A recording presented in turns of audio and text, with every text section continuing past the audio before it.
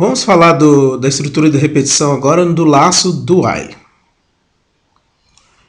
Vamos ver então como é que funciona, qual que é a sintaxe do while. A sintaxe é a seguinte: a gente abre um do, tá? Por isso que chama do while, né? Abre do, tem a chave, nós colocamos as instruções que a gente quer repetir, fechamos a chave e colocamos o while abrindo a condição no final. Se a gente der uma olhada, o que está diferenciando ele do while de cara é o quê? Que a condição está no final do laço, não no início do laço, como é no caso do while. Então, o que vai diferenciar esse laço do while e do while? A diferença básica entre o while e o do while é essa. O while ele testa a condição do laço antes de entrar no laço. Então, para que a execução do laço aconteça pelo menos uma única vez, a condição na primeira caso tem que ser satisfeita. Agora, em relação ao do while, isso não. Ele executa a primeira vez antes de testar a condição do laço. Então, ele executa uma vez, depois testa a condição do laço. Essa aplicação do while é interessante quando nós temos problemas onde que a primeira vez ele tem que fazer pelo menos a primeira execução do laço, para depois verificar se ele deve continuar dentro do laço ou não. Então, o do while tem essas aplicações. Vamos ver então um exemplo, mas lembrando também, né? Até mesmo do while, todo laço possui uma variável de controle. Temos alguém que vai definir esse controle desse laço, né? Então vamos lá então.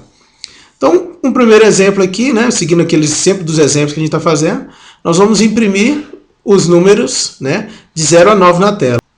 Então nós temos aqui a nossa variável i de controle, começando com 0, e o do. Quando ele chega no do, ele já entra direto, tá? O do é só para marcar qual com essas instruções de repetição, mas ele entra no do, já vem para cá.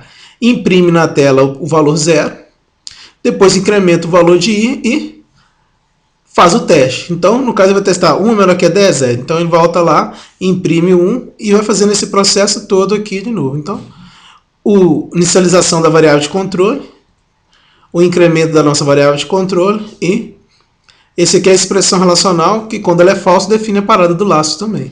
Então, podemos comparar aqui com for e com while.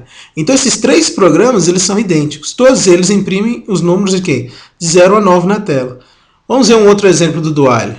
Por exemplo, eu quero que ele apresente na tela para mim os números de 100, né, até, no caso 1, né, porque até i é maior que 0, até 1, de 10 em 10, subtraindo de 10 em 10. Então, esse código aqui ele vai fazer o quê? Vai apresentar na tela 100, depois vai decrementar 10 unidades, então vai voltar 10 unidades, então no caso vai ficar 90, 90 é maior que 0? É.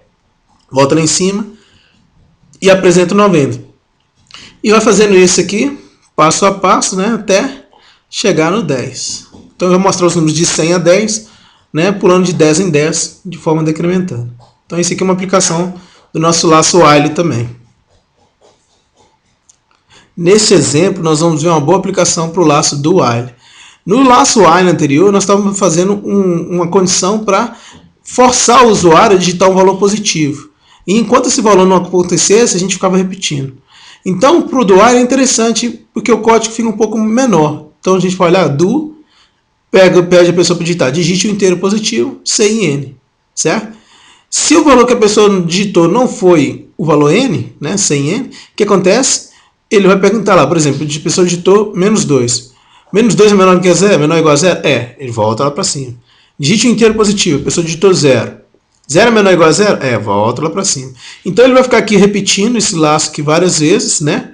Até que a pessoa digite um valor positivo. Quando a pessoa digitar um valor positivo, ele sai e continua o programa. Então, essa é uma aplicação interessante para o do while também.